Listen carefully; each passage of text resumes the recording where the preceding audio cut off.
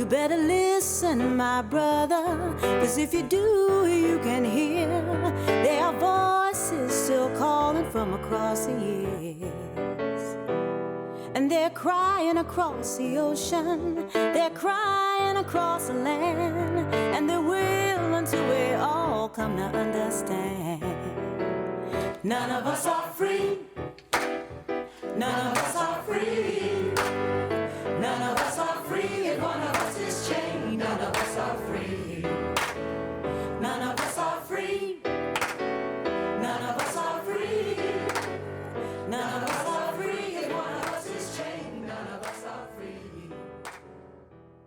There are people in darkness. Welcome to the Labor Radio Podcast Network's Wednesday live stream. My name is Evan Papp, and I'm the executive producer of Empathy Media Lab. We focus on labor, political economy, art, and culture. And my co-host tonight is Patrick Dixon. Patrick, how are you doing? I'm pretty good. Pleased to be joining you, Evan, from about half an inch of snow in Arlington, Virginia. I'm one of the producers of the Labour History Today podcast, and I'm excited about our lineup of guests this evening. I'm going to be speaking to Tim Sheard about the Pandemic Nurse's Diary, an exciting new publication from Hardball Press. We are going to go into our music for the middle half, which is a labor song from the pandemics related to our next guest. And let me just put that on right now.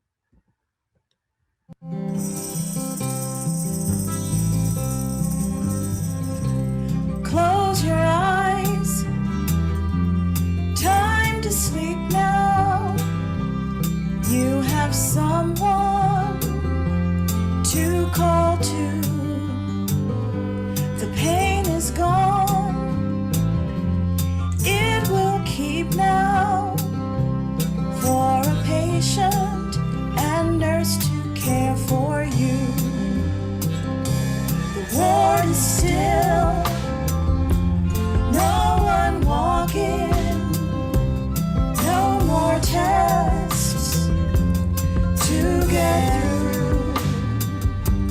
Lights are low, no one talking, just a patient and nurse to care for you.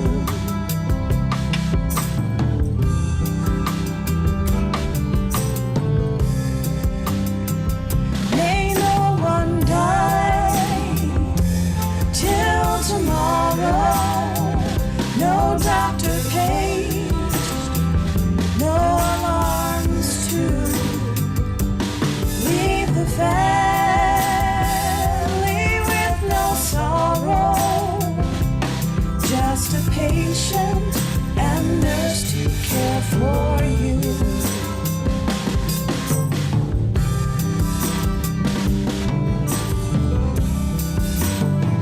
So close your eyes, time to sleep now.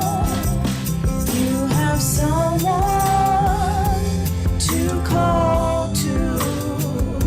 The pain is gone, it will keep now. For a patient and nurse to care for you. Just a patient and nurse to care for you.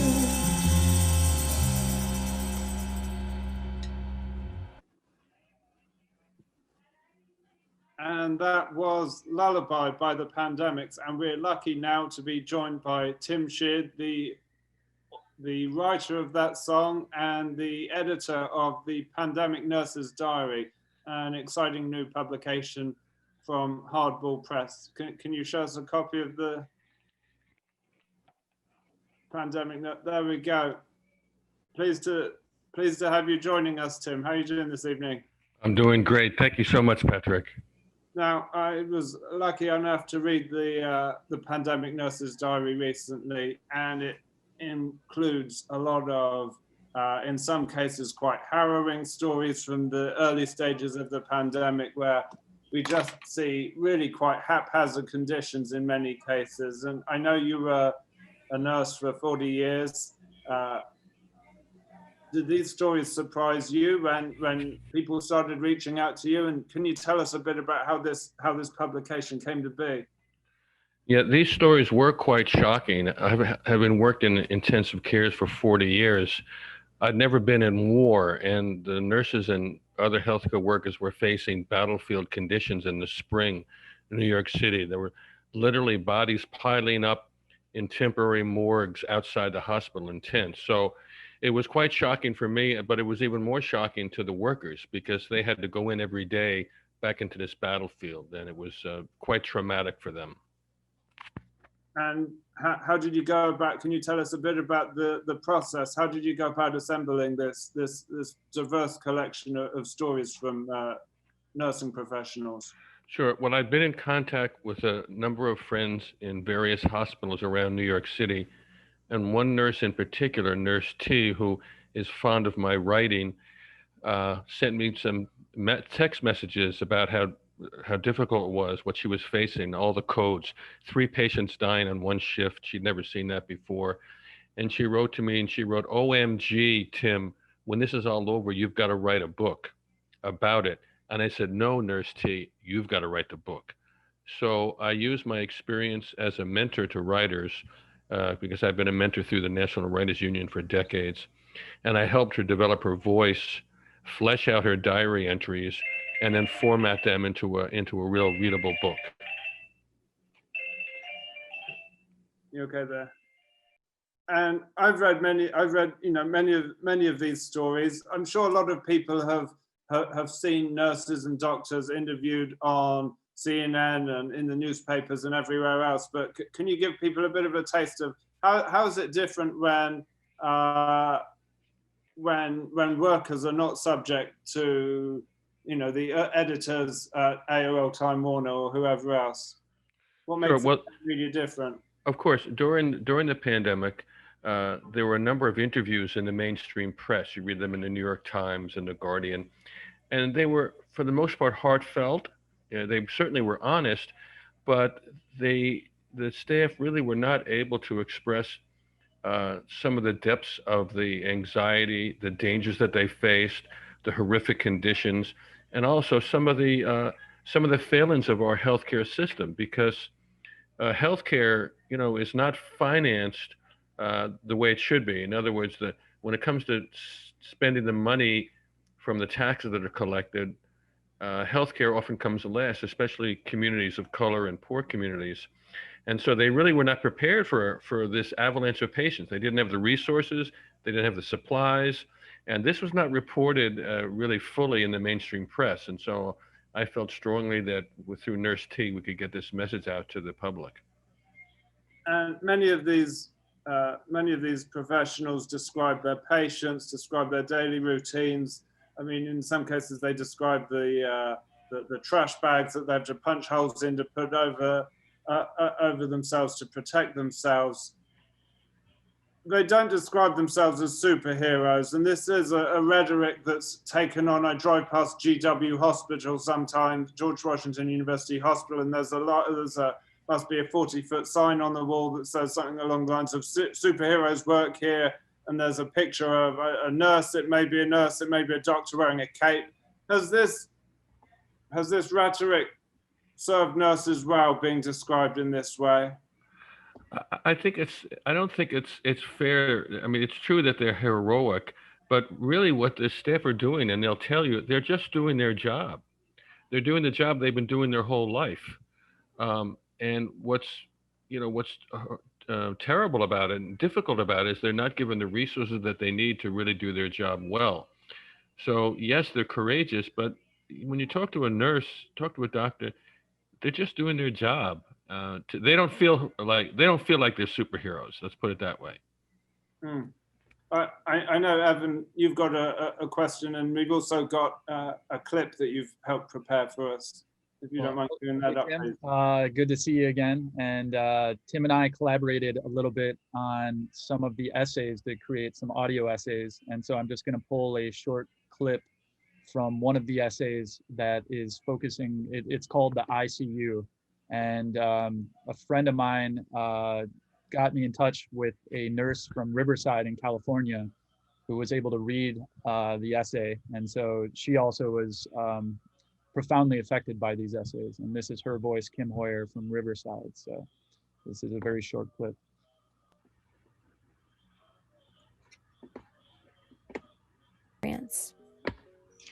With our fearless nurse's aide Lily helping, I settle the patient into bed, adjust the intravenous infusion, and tie his wrist to the bed frame to keep him from pulling out his breathing tube.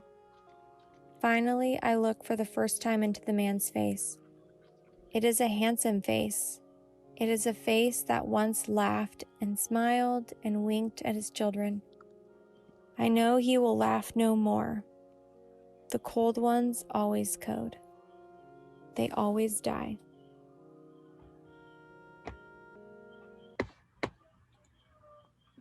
So obviously it's pretty powerful to, I mean, the healthcare workers are constantly, you know, at the front lines of helping people on the verge of passing. I guess looking at this book, Tim, I really appreciate the fact that culture influences policy and politics as much as anything, art and literature. And so how can we help in promoting this book? Obviously we're here talking about it now, but I guess going forward in the, you know, the coming months and years, how can we get more focus of labor in our entertainment and in our culture and those type of things?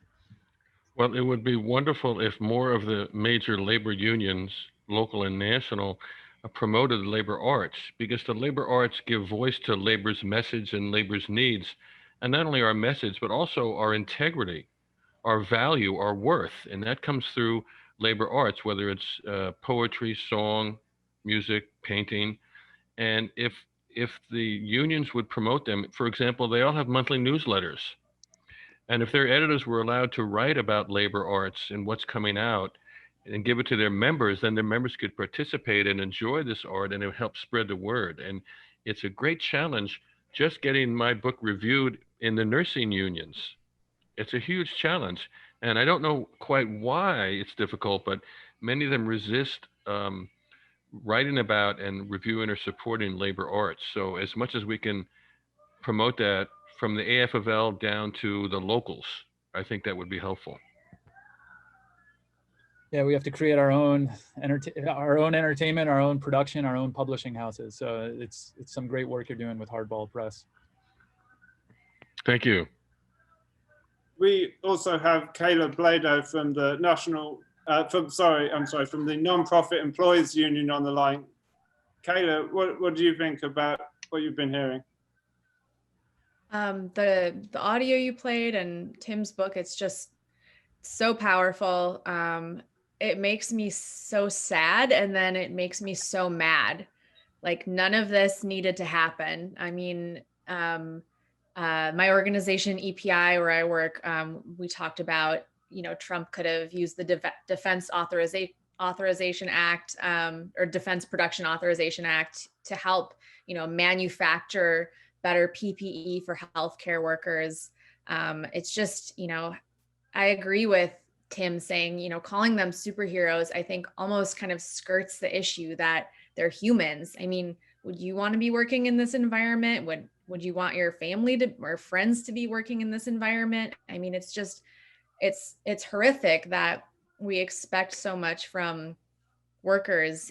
And I think, you know, Tim talking about labor arts, I think is really important. I think I guess I hadn't even thought about that recently. It just seems like, you know, such an urgent crisis that there isn't any time for art or music or reflection or anything, but that's probably one of the most important ways to get through such a crisis. So I'm really looking forward to reading your book and getting more engaged in the labor arts space.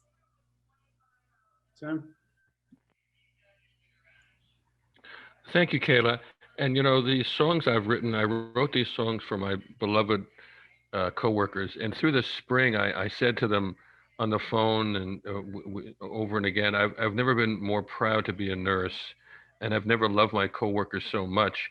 And I think it's important, you know, in New York at 7 p.m., people would hang out their windows and applaud and bang pots. to thank the essential workers, all the essential workers, the people in transit and in the food service.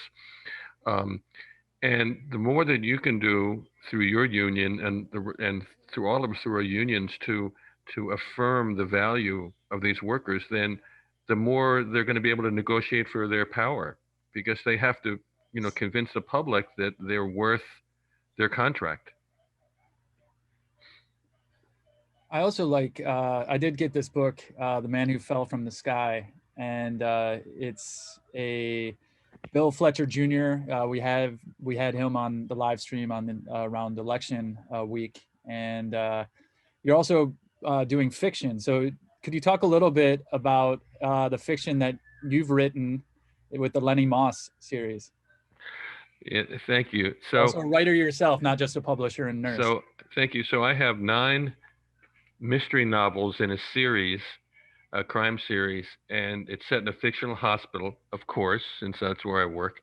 And the amateur sleuth, the detective, is a hospital custodian and a union shop steward, a very militant union shop steward. And the way the story goes, which is typical in crime stories, is that an innocent person is arrested for a murder. In this case, a hospital worker, probably a black worker. And so his friends go to their best steward, who's always getting them out of trouble, even when the trouble is like with their wife, not with the boss. And he says, you got to get him out of jail. And he says, what am I going to do? He says, you've got to find the killer. And so he becomes a detective. And the nice thing about it is that it's an enjoyable story, but in the course of the story, as a shop steward, he always engages with the bosses on some conflict, some issue, some labor issue, whether it's worker safety or overwork or negotiating unfair firing. And so through the course of reading, an enjoyable novel, you learn about what unions do and how they advocate for their workers. And I like how you got into publishing because you published this with another organization and it went out of print. So you just took it into your own hands, which is great. Well, that's what we do when we're organizers, right? We're organizing, and if one campaign fails, and we try another tactic. You hit a brick wall, you go over it, you go under it. You don't give up. One of the things we mentioned earlier when we were talking to Caleb was the level of burnout among non-profit union employees. I understand. I recall at the end of the Pandemic Nurses Diary, you have a section on meditations. Can you tell us a bit about that, Tim? Sure. Well, meditation is one way to try and work through your feelings of anger or sadness, your sense of isolation. And through the meditation, the exercises, you imagine a scenario where you can get past it. For example, when a beloved patient dies, you imagine speaking at the funeral, which you can't do because of COVID, but you imagine speaking to the family and embracing the family and hugging the family. And in that thought process and that meditation, it helps you work through the grief at the loss of so many patients. So there are these meditations that help you get through many of these difficult feelings of guilt, even for surviving when your coworkers died. And there are writing exercises where you can write out your thoughts and your feelings. You can write a letter to a beloved patient. You can write a letter to a family member. You can write a letter to a coworker who's died. And all these ways are helping you to get past that trauma that so many have experienced. It's not the brass tacks of dollars and cents, but is there a way that the union can be a part of this recovery on the part of workers? Sure. Well, I'm not a very good capitalist, Patrick. So I tend to discount my books pretty heavily when unions buy them. So if a union wants to buy copies to give to their members, I discount it way down. So it's really, my goal is to get as many books out to workers as I can. And so if dropping the price means more people get to read it, then I'm certainly happy to do it. They can call me up, they can email me to Hardball Press, and I'm happy to cut them a very, very good deal. So you also have children's stories that you've written about, and could you talk a little bit about some of those projects? Sure. Well, when we teach children with story, it's important sometimes to teach them about labor and about social justice, which we see more and more. We've seen more Black Lives Matter stories for children, gender rights for children. And so I have labor and social justice rights for children. They're all in English and Spanish, so they're bilingual, so they reach a wide community. And I have a enchanting Christmas story called Good Guy Jake, which is based on a true story. A sanitation worker in New York City was fired because he was taking toys out of the trash. And he took the toys home and he repaired them and painted them and he gave them to children at a local shelter at Christmas time. And it's against city regs. So we wrote a story where the union files for arbitration, and even though it's a losing case, they win it because the children come with their toys and they testify on behalf of the worker that Jake, the sanitation worker, taught them to believe in Christmas. So this is a way to teach young children about how unions advocate for workers and what real justice is about. And again, if unions want to get these books for their members, they're very, very inexpensive if they want to, get them in bulk. Good Guy Jake. We need to get that book in national curriculum for all elementary schools, indoctrinate them early. Teach them early. Yes, that's a better word. Absolutely.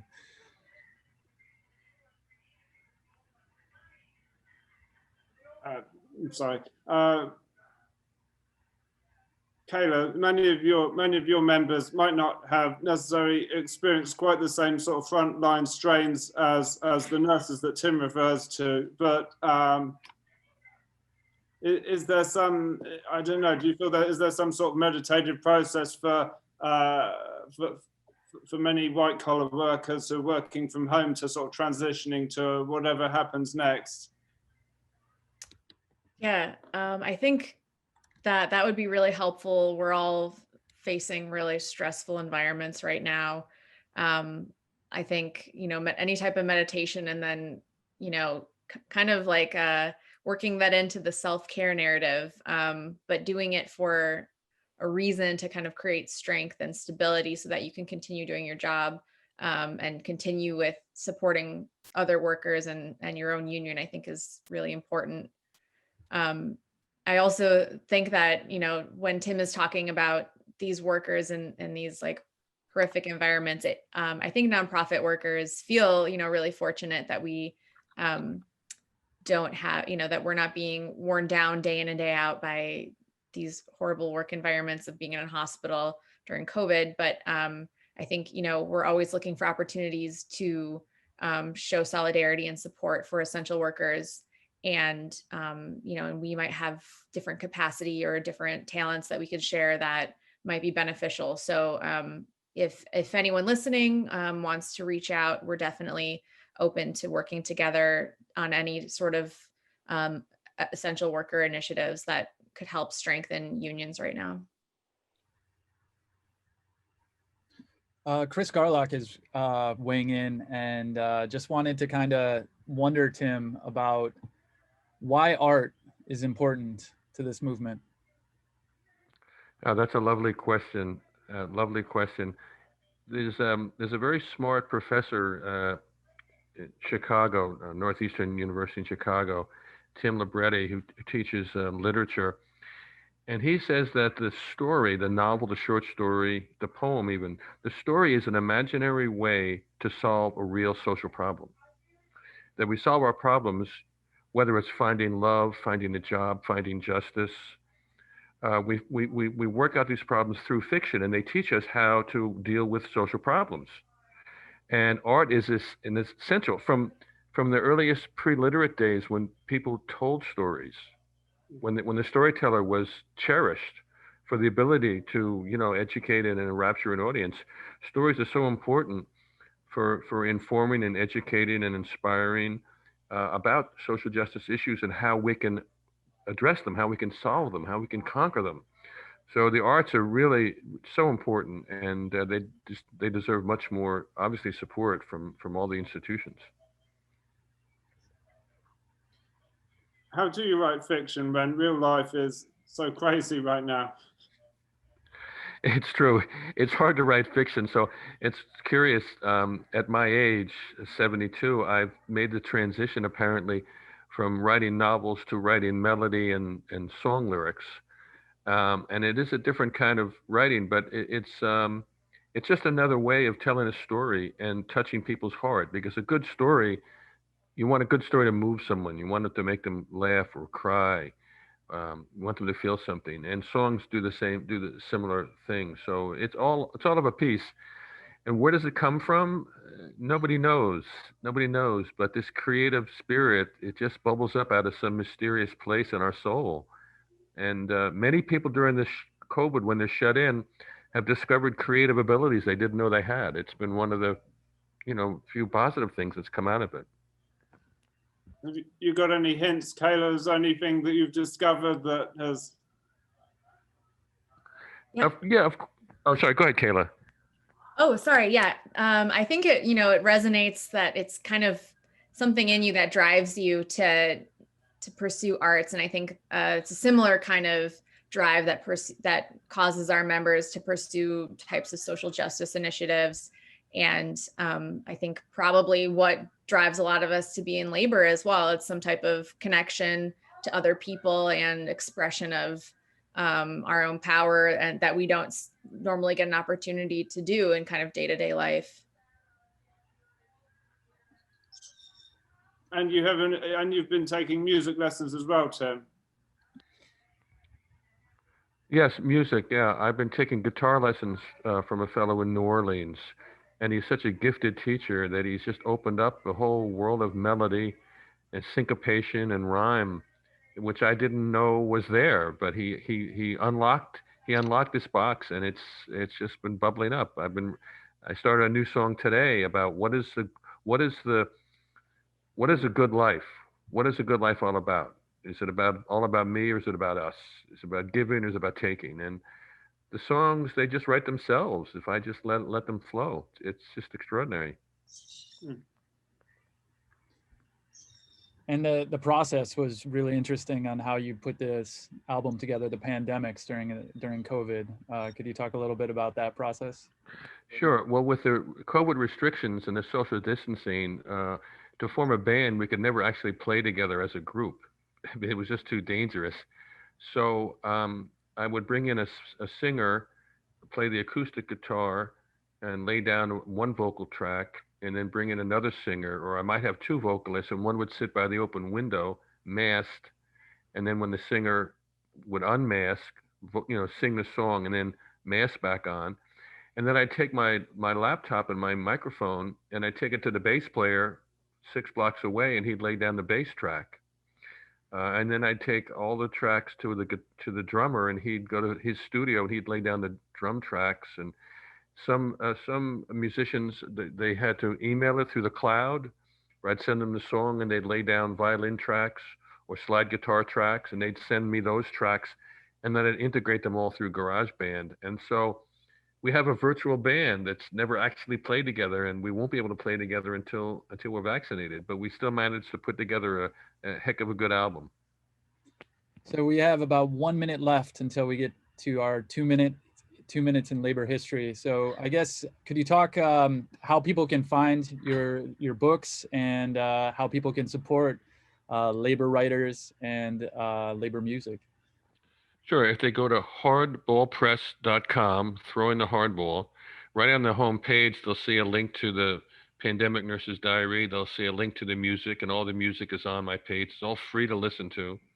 And then there are lots of books, stories, and also organizing tools. I have some really powerful tools for organizing unions and for building union solidarity for internal organizing as well. I call them power tools for labor. So if you go to Hardball Press, you'll find some great resources. And again, steep discounts, because I'm not in this for the money.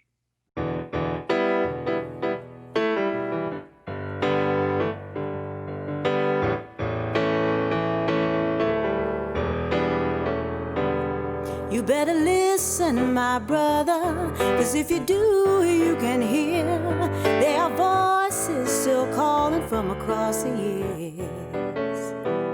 And they're crying across the ocean, they're crying running across the land, and they will until we all come to understand. None of us are free, none of